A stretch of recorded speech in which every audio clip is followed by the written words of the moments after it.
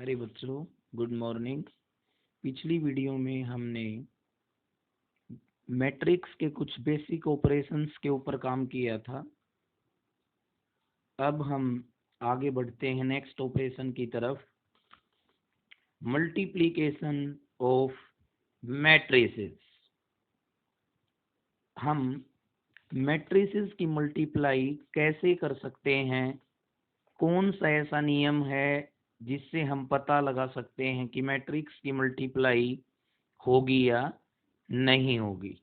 जैसे हम देखते हैं A equal to Aij is a matrix of order m cross n and B is another matrix Bij of order p cross q. Matrix multiplication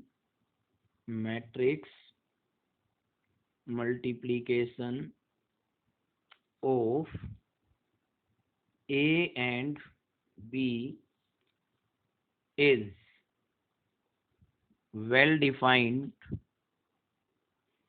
or confirmable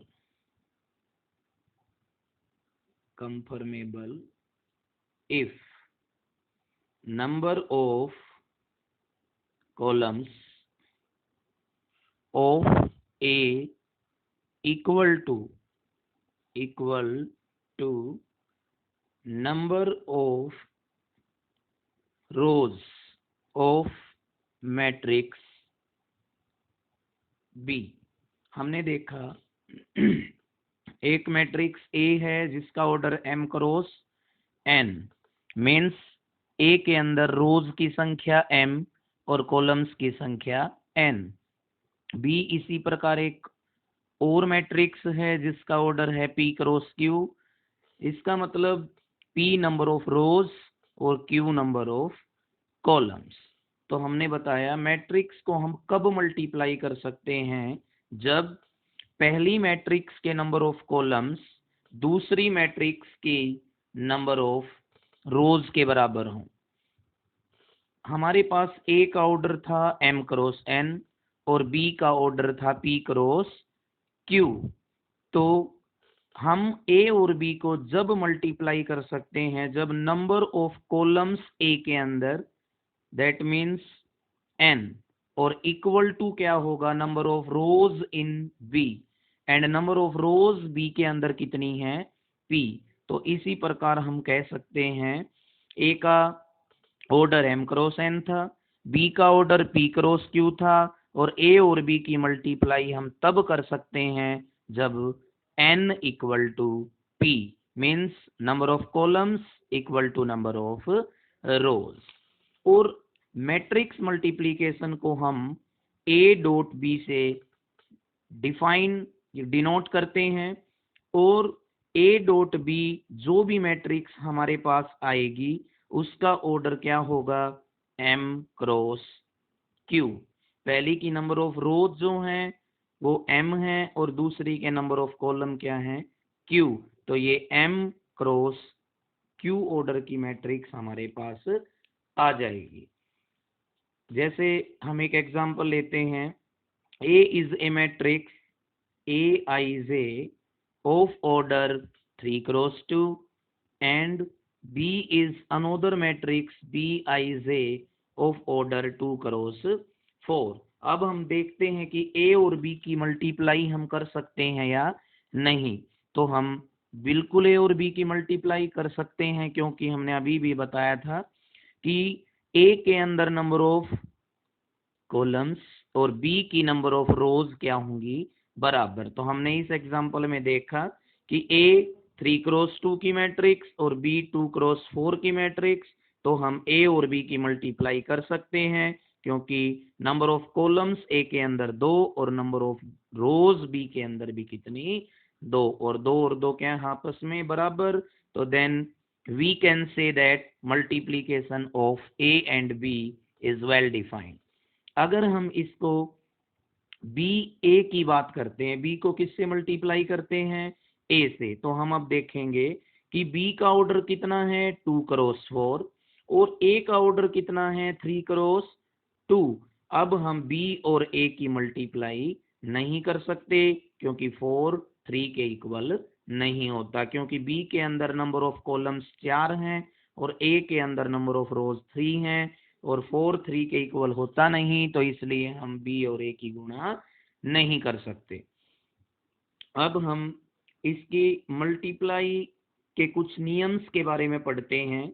जैसे हम पहले नियम की तरफ चलते हैं और पहला नियम है एसोसिएटिव। एसोसिएटिव हमने कल पिछली वीडियो में जब बताया था कि एडिशन की बात की थी कि एसोसिएटिव प्रॉपर्टीज में 3 मैट्रिसेस की जरूरत होती है, तो हम इसमें भी 3 मैट्रिक्स लेते हैं।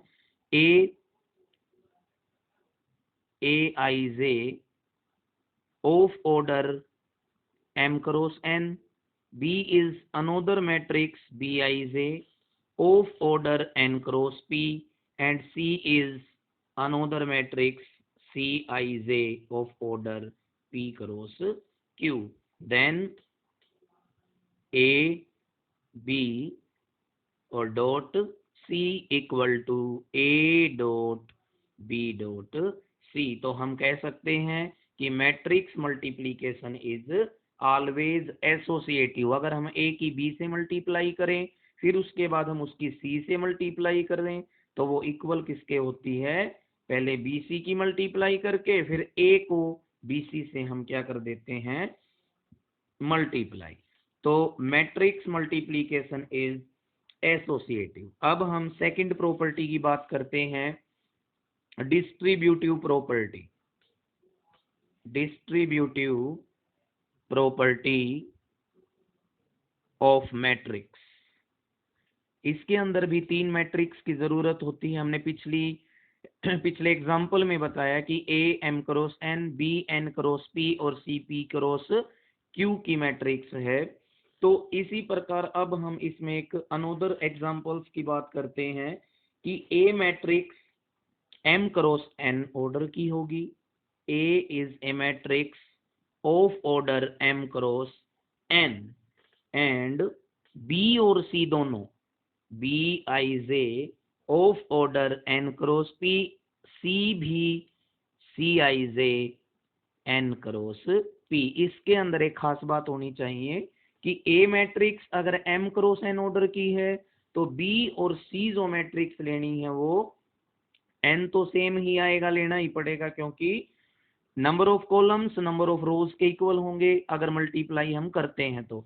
और बी और सी को हम अलग अलग ऑर्डर की मैट्रिक्स नहीं मान सकते। तो इसके अंदर क्या होता है, A dot B plus C, A dot B plus C equal to A dot B plus A dot C. क्योंकि हमने पिछली वीडियो में बताया था कि मैट्रिक्स का जो एडिशन होता है वो तब वेल डिफाइंड मानते हैं जब उन दोनों मैट्रिसेस का ऑर्डर क्या हो, सेम। इसी वजह से हमने बी और सी मैट्रिक्स का ऑर्डर क्या लिया है, सेम। अब हम नेक्स्ट प्रॉपर्टी की तरफ बढ़ते हैं और उस प्रॉपर्टी को हम कहते हैं कोमुटेटिव प्रॉपर्टी। हमने एडिशन में भी बात की थी, कोमुटेटिव प्रॉपर्टी। हमने मैट्रिक्स एडिशन को ऑलवेज कोमुटेटिव बताया था, बट मल्टीप्लिकेशन के केस में हमेशा ऐसा नहीं होता। मैट्रिक्स मल्टीप्लिकेशन जो है, मैट्रिक्स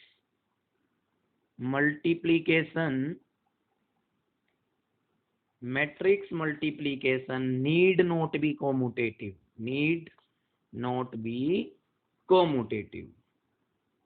जरूरी नहीं कि मैट्रिक्स दो मैट्रिक्स की हम मल्टीप्लाई करें और वो क्या आए, कोमुटेटिव। मीन्स ए बी बी ए के बराबर हो भी सकता है और ए बी बी ए के बराबर ना भी हो। ये जरूरी नहीं है कि हमेशा ए बी किसके इक्वल ही आएगा, बी ए के इक्वल। हम इसके कुछ पॉइंट्स की तरफ बात करते हैं। फर्स्ट पॉइंट, मान लिया हमने ए और बी दो मैट्रिक्स ली हैं, तो जरूरी नहीं कि ए बी एग्जिस्ट तो करे बट बी ए एग्जिस्ट ना करे। जैसे हम एक एग्जांपल लेते हैं, ए मैट्रिक्स हमने ली A I J of order 2 cross 3 और बी मैट्रिक्स हमने ली B I J of order 3 cross 4। अब हम ए बी की बात करते हैं कि ए बी एग्जिस्ट करेगा या नहीं करेगा। तो ए बी हमेशा एग्जिस्ट करेगा क्योंकि number of columns equal to number of rows. अगर हम बी ए की बात करते हैं तो दिस नॉट एग्जिस्ट, क्योंकि बी का ऑर्डर क्या है 3 क्रॉस 4 और ए का ऑर्डर 2 क्रॉस 3 और 4 और 2 इक्वल नहीं है। तो इस प्रकार हम कह सकते हैं कि ए बी एग्जिस्ट करे तो बी ए एग्जिस्ट ना भी करे। तो इसी प्रकार हम एक और एग्जांपल की तरफ, सेकंड पॉइंट की तरफ बढ़ते हैं। ऐसा भी हो सकता है कि ए बी भी एग्जिस्ट कर जाए, बी ए भी एग्जिस्ट कर जाए, बट ये हो सकता है कि दोनों का ऑर्डर सेम ना आए, ए बी किसी और ऑर्डर की हो और बी ए किसी और ऑर्डर की आए। हम एक एग्जांपल की तरफ बढ़ते हैं। A equal to A I J is a matrix of order 2 cross 3 and B is another matrix Bij of order 3 cross 2। अगर हम ए बी की बात करें तो वो भी क्या करेगी, एग्जिस्ट करेगी, क्योंकि number of columns equal to number of rows और ए बी का ऑर्डर क्या आएगा 2 क्रॉस 2। अभी बताया था नंबर ऑफ रोज इसके और इसके नंबर ऑफ कॉलम्स, ये ऑर्डर हमेशा हमारा आंसर आता है। अगर हम बी ए की बात करें तो वो भी पक्का क्या कर रहा है, एग्जिस्ट कर रहा है, बट उसका ऑर्डर 3 क्रॉस 3 आएगा, क्योंकि 3 क्रॉस 2 और 2 क्रॉस 3, तो 3 क्रॉस 3। ए बी का ऑर्डर 2 क्रॉस 2 और बी ए का ऑर्डर 3 क्रॉस 3 और ये इक्वल, इनका ऑर्डर इक्वल नहीं आया। अब हम थर्ड पॉइंट की तरफ बढ़ते हैं। तीसरा पॉइंट है अपना ए बी भी एग्जिस्ट कर जाए, बी ए भी एग्जिस्ट कर जाए और दोनों का ऑर्डर भी सेम हो, तब भी हम नहीं कह सकते कि ये दोनों क्या होंगे, बराबर। जैसे ए लिए मैट्रिक्स है ए आई जे 2 क्रॉस 2 और बी मैट्रिक्स बी आई जे ये भी 2 क्रॉस 2 ऑर्डर की है, तो ए बी भी एग्जिस्ट करेगी, बी ए भी एग्जिस्ट करेगी और ए बी और बी ए दोनों का ऑर्डर क्या आएगा 2 क्रॉस 2।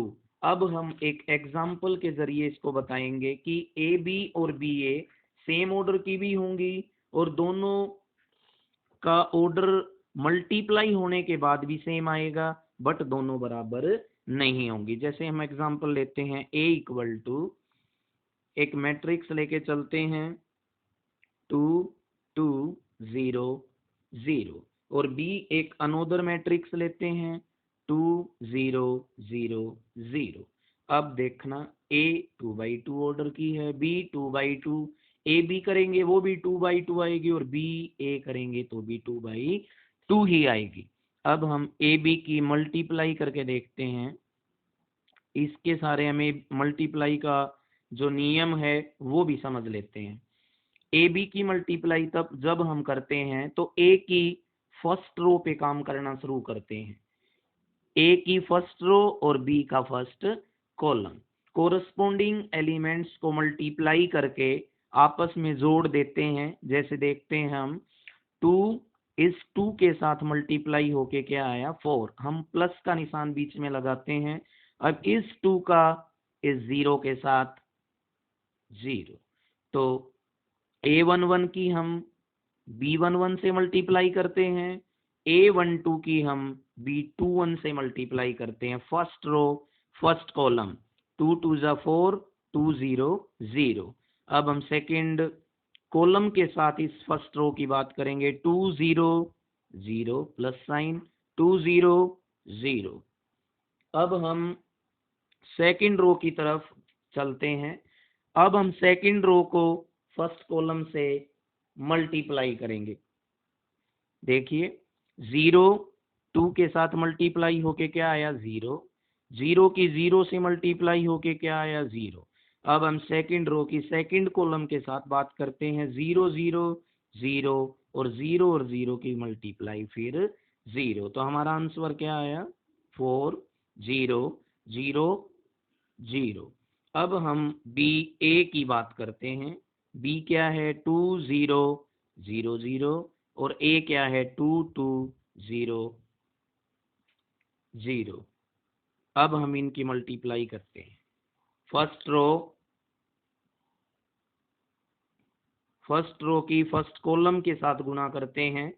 2 और 2 की मल्टीप्लाई 4। अब 0 की 0 के साथ करेंगे तो प्लस 0। अब बात किसकी करते हैं फर्स्ट रो के साथ सेकंड कॉलम की बात करते हैं। फर्स्ट रो सेकंड कॉलम 2 2 जा 4 और 0 0 की मल्टीप्लाई क्या आएगी 0। अब हम सेकंड रो की फर्स्ट के साथ मल्टीप्लाई 0 2 के साथ 0 0 0 के साथ 0 और 0 2 के साथ 0 और 0 0 के साथ 0। तो अब 4 4 0 0। हम देख रहे हैं कि ए बी और बी ए इक्वल नहीं हो पाए। A B is not equal to B A. तो हमने अभी अभी यही बताया था कि ए और बी दो मैट्रिसेस हैं, दोनों एग्जिस्ट, ए बी और बी ए एग्जिस्ट भी करेगी, दोनों का ऑर्डर सेम भी होगा, बट इन दोनों का ऑर्डर सेम होने के बावजूद भी ए बी और बी ए इक्वल नहीं हो पाए। अब हम इसके फोर्थ पॉइंट की बात करते हैं। ऐसा भी हो सकता है कि ए और बी की मल्टीप्लाई भी एग्जिस्ट करे, बी ए की मल्टीप्लाई भी एग्जिस्ट करे, ए बी और बी ए का ऑर्डर भी सेम आए और ये दोनों बराबर भी हों, A B equal to B A. अब हम एक एग्जांपल की तरफ बढ़ते हैं। ए को हमने लिया 1 0 0 1। This is a identity matrix of order 2 and B is another matrix 0 1 1 0। अब हम पहले ए बी की मल्टीप्लाई करेंगे, फिर बी ए की मल्टीप्लाई करेंगे। ए 1 0 0 1 और बी 0 1 1 0 मल्टीप्लाई करते हैं इसकी। First row first column 1 0 0 0 1 0। First row second column 1 1 के साथ क्या होगा 1 और 0 0 के साथ क्या होगा 0 और 1 में 0 ऐड करते हैं तो क्या आएगा 1। सेकंड रो की फर्स्ट कॉलम के साथ करते हैं 0 0 की 0 आएगी प्लस 1 और 1 की 1 आएगी। अब 0 की 1 के साथ 0 1 की 0 के साथ 0। तो ए बी हमारा क्या आया 0 1 1 0। अब हम बात करते हैं बी ए की मल्टीप्लाई की। बी क्या है 0 1 1 0 1 0 0 1। फर्स्ट रो फर्स्ट कॉलम क्या आएगा 0 1 के साथ 0 1 0 के साथ भी 0 0 0 के साथ 0 1 और 1 की मल्टीप्लाई क्या आएगी 1। फिर 1 और 1 की तो 1 1 हो गई। सेकंड रो फर्स्ट कॉलम 0 0 के साथ 0 तो क्या आया 1 1 0 0 एंड 0 1 0। तो अब देखते हैं कि ए बी और बी ए की वैल्यू क्या आई बराबर। तो अब हम इन चारों प्रॉपर्टीज को देख के बोल सकते हैं कि ए बी और बी ए बराबर आ भी सकता है और ए बी और बी ए बराबर नहीं भी आ सकता। तो इस प्रकार हम कह सकते हैं कि matrix multiplication need not be commutative. अब हम नेक्स्ट पॉइंट की तरफ बढ़ते हैं। अब हम ये देखते हैं कि प्रोडक्ट ऑफ टू मैट्रिसेस, अगर हम दो मैट्रिसेस की मल्टीप्लाई करके देखते हैं, अगर वो नल मैट्रिक्स आती है, ए और बी की मल्टीप्लाई क्या आती है null matrix means zero matrix, तो क्या हम कह सकते हैं कि उनमें से एक नल होगी या दोनों नल होंगी या दोनों नॉन नल मैट्रिक्स होंगी। मीन्स अगर हम एक मैट्रिक्स को जीरो लेते हैं दूसरी को नॉन जीरो, तो ऑब्वियस है, सबको पता है कि मल्टीप्लाई क्या आएगी जीरो मैट्रिक्स। अगर हम दोनों को जीरो लेते हैं तो भी ऑब्वियस है कि वो भी क्या आएगी जीरो। अब बात ये है कि अगर हम दो मैट्रिक्स को नॉन जीरो मैट्रिक्स लेते हैं, क्या तब भी मैट्रिक्स मल्टीप्लिकेशन जीरो आ सकती है? तो इस प्रकार हम एक एग्जांपल की तरफ बढ़ते हैं। ए मैट्रिक्स को लिया 0 3 0 0 और बी मैट्रिक्स को लिया 2 0 0 0। अब हम ए बी की बात करते हैं, ए को बी से मल्टीप्लाई करके देखते हैं। 0 3 0 0 और 2 0 0 0। आंसर क्या आता है? फर्स्ट रो फर्स्ट कॉलम 0 2 के साथ 0, 3 0 के साथ 0 0, और ये भी 0 और 0 0 आने के बाद तो दोनों ही क्या आएंगे? 0। तो हमने देखा कि दो नॉन जीरो मैट्रिक्स की मल्टीप्लाई करते हैं तो वो भी नल मैट्रिक्स आ सकती है। लास्ट प्रॉपर्टी की तरफ बढ़ते हैं। A is a matrix of order m cross n। अगर हम आइडेंटिटी मैट्रिक्स के साथ किसी भी मैट्रिक्स को मल्टीप्लाई करते हैं तो हमेशा वही मैट्रिक्स आती है जिसके साथ हमने आइडेंटिटी मैट्रिक्स की मल्टीप्लाई की है। अब हम आगे बढ़ते हैं कुछ एग्जाम्पल्स की तरफ। इन एग्जाम्पल्स में हम 2 या 4 क्वेश्चन ऐसे करेंगे जिनमें हमें मल्टीप्लाई करनी अच्छी ढंग से आ जाएगी। चलो हम एग्जाम्पल लेते हैं। अब फर्स्ट एग्जाम्पल की तरफ बढ़ते हैं। फर्स्ट एग्जाम्पल हमारा है ए इज ए मैट्रिक्स 2 -1 3 2 4 -5। हम अब सेकंड मैट्रिक्स की बात करते हैं। 1 3 -5 2 -4 और 6। सबसे पहले हम ये देखते हैं कि हम इनकी मल्टीप्लाई कर सकते हैं या नहीं। तो ए का ऑर्डर हम देखते हैं, इसके अंदर कितनी रोज हैं? 2। कॉलम्स कितने हैं? 3। तो ये 2 क्रॉस 3 ऑर्डर की मैट्रिक्स। इसके अंदर रो कितनी? 3 और कॉलम कितने? 2। हमने क्या बताया था? मल्टीप्लाई तब कर सकते हैं जब फर्स्ट मैट्रिक्स के नंबर ऑफ कॉलम्स जो कि हमारे पास 3 है और इक्वल होंगे बी के पास जितनी नंबर ऑफ रोज, वो भी कितनी है? 3। 3 3 के बराबर होता है, तो हम ए और बी की मल्टीप्लाई कर सकते हैं। चलो हम शुरू करते हैं। पहले ए 2 -1 3 2 4 -5 और बी 1 3 -5 2 -4 6। हमें पता है कि हमारा जो आंसर आएगा वो क्या आएगा? जो भी आंसर आता है उसका ऑर्डर क्या आएगा? 2 क्रॉस 3 3 क्रॉस 2। तो ये पहले वाली रो 2, कॉलम कितने? 2। तो हमारे पास जो आंसर हमारा होगा वो 2/2 मैट्रिक्स का हो। 2/2 मैट्रिक्स की ऑर्डर की हमारे पास मैट्रिक्स आएगी। अब हम शुरू करते हैं। First row first column. First row का फर्स्ट मेंबर 2 और कॉलम का फर्स्ट मेंबर 1। 2 और 1 की मल्टीप्लाई 2। हमने क्या बताया था? प्लस का साइन लगाते हैं। इसका सेकंड एलिमेंट 3 और इसका सेकंड एलिमेंट 3। 3 3 9, फिर प्लस का साइन। इसका थर्ड एलिमेंट 4 और इसका थर्ड -5, तो माइनस का 20। अब हम फर्स्ट रो की सेकंड के साथ मल्टीप्लाई करते हैं। 2 2 4, प्लस का साइन। 3 और -4 की मल्टीप्लाई -12, और अब 4 और 6 की मल्टीप्लाई 24। अब कोई कॉलम हमारे पास नहीं बचा, तो इसी प्रकार यहाँ तक हम बंद कर देते हैं इसको। अब सेकंड रो की बात फर्स्ट कॉलम के साथ होगी, फिर -1 और 1 की मल्टीप्लाई -1, फिर प्लस का साइन, फिर 2 की मल्टीप्लाई 3 के साथ 6, और फिर -5 की मल्टीप्लाई -5 के साथ जो कि क्या होगी? +25। अब हम सेकंड रो की सेकंड कॉलम के साथ मल्टीप्लाई करते हैं। -2, 2 की -4 के साथ -8, और 6 की -5 के साथ -30। अब इनको कैलकुलेट कर लेते हैं। 9 और 2 11 -20, तो माइनस का कितना आया?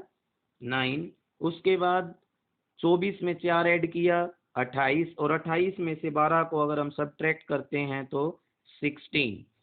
25 में 6 को ऐड किया 31, 31 में से 1 को सब्ट्रैक्ट किया 30, और इसी प्रकार ये कितना आया? -40। This is a matrix of order 2/2, और यही हमारा इस क्वेश्चन का आंसर है। हमने एक प्रॉपर्टी पहले ही पढ़ रखी है कि जो 1 plus omega plus omega square, वो क्या होता है 0। और एक प्रॉपर्टी इसी के साथ ओमेगा का क्यूब कितना होता है 1। सबको ये प्रॉपर्टी पता है, बाकी मैं फिर भी इसका प्रूफ करवा देता हूँ कि ये कहाँ से आई। तो हम क्यूब रूट ऑफ यूनिटी करते हैं। क्यूब रूट ऑफ यूनिटी का मतलब 1 का क्यूब रूट, तो x के बराबर हम 1 का क्या लेते हैं क्यूब रूट। इसको सोल्व करके देखते हैं, क्यूबिंग बोथ साइड्स, तो x क्यूब इक्वल टू 1। अब हम 1 को इस साइड लेके आते हैं, x cube minus 1 equal to 0। अब हम a cube minus B cube का फॉर्मूला लगाते हैं, a minus B A square plus A B और plus B square equal to 0। Either x minus 1 0 और x square plus x plus 1 equal to 0। x minus 1 0, तो x की value क्या आएगी 1। अब हम इस क्वाड्रेटिक इक्वेशन को क्वाड्रेटिक फॉर्मूले की मदद से सोल्व करते हैं। इसके इमेजिनरी रूट होंगे, क्योंकि बी स्क्वायर माइनस 4ac हम 10th क्लास में नेचर ऑफ रूट्स में पढ़ चुके हैं। बी स्क्वायर माइनस 4ac की वैल्यू अगर 0 से क्या हो छोटी, तो roots not real means imaginary root आते हैं, जो हमने 11th क्लास में भी किया है, चैप्टर नंबर 5 कॉम्प्लेक्स नंबर। अब हम इसके फॉर्मूले की तरफ बढ़ते हैं, minus b plus minus b square minus 4ac upon 2a। हमारे पास a की वैल्यू कितनी है 1, b की वैल्यू भी कितनी है 1 और c की वैल्यू भी कितनी है 1। अब देखो माइनस 1 प्लस माइनस 1 का स्क्वायर 1, 4 इंटू 1 इंटू 1 माइनस 4, 2 1 जा 2, minus 1 plus minus minus 3 under root और भाग में कितना है 2। सबको पता है अंडर रूट माइनस 1 की जो वैल्यू होती है वो अपनी आयोटा होती है, जिसे हमने चैप्टर नंबर 5 11th क्लास में पढ़ी थी। अब आगे चलते हैं, माइनस 1 प्लस माइनस, ये माइनस 1 अंडर रूट कहाँ आएगा, इसको हम ऐसे लिख सकते हैं, और 2 minus 1 plus minus √3 iota by 2। तो हमारे पास कितने रूट हो गए 3, एक तो 1 minus 1 plus √3 iota by 2 minus 1 minus √3 iota by 2। Iota square सबको पता है, आयोटा स्क्वायर क्या होता है -1, और आयोटा क्यूब क्या होता है माइनस आयोटा, और आयोटा की 4 कितनी होती है 1। अब इसको 1, इसको ओमेगा का नाम दिया गया, और अगर हम इसका स्क्वायर करके देखते हैं तो वो क्या आएगा ओमेगा का स्क्वायर। इसी प्रकार हम 3 रूट्स निकाल चुके हैं, 1 ओमेगा ओमेगा स्क्वायर। अगर हम ओमेगा स्क्वायर और ओमेगा की मल्टीप्लाई करते हैं तो ओमेगा का क्यूब आएगा। इसकी और इसकी मल्टीप्लाई करने के बाद ए स्क्वायर माइनस बी स्क्वायर का फॉर्मूला लगाओ और आंसर क्या आएगा 1। इसी तरह 1 ओमेगा ओमेगा स्क्वायर को हम जोड़ते हैं तो क्या आंसर आएगा 0। इसी प्रकार हमने इस प्रॉपर्टी का प्रूफ किया। अब हम एक और एग्जाम्पल को करते हैं जो कि क्यूब रूट से रिलेटेड है। तो ये एग्जाम्पल लेते हैं हम, a equal to 1 omega square omega omega, और b मैट्रिक्स हमारे पास जो है वो है ओमेगा ओमेगा स्क्वायर 1 और ओमेगा स्क्वायर। अब मैट्रिक्स ए बी निकालते हैं मल्टीप्लाई करने के बाद किसकी, a और b की, omega omega square 1 omega square. चलो वही नियम same, first row first column, omega की 1 से ओमेगा और ओमेगा स्क्वायर की 1 से omega square. First row second column 1 की ओमेगा स्क्वायर से ओमेगा स्क्वायर और ओमेगा स्क्वायर की ओमेगा स्क्वायर से ओमेगा की 4, ओमेगा ओमेगा फिर ओमेगा स्क्वायर और ये ओमेगा ओमेगा की ओमेगा स्क्वायर से ओमेगा क्यूब और ये भी ओमेगा का क्यूब।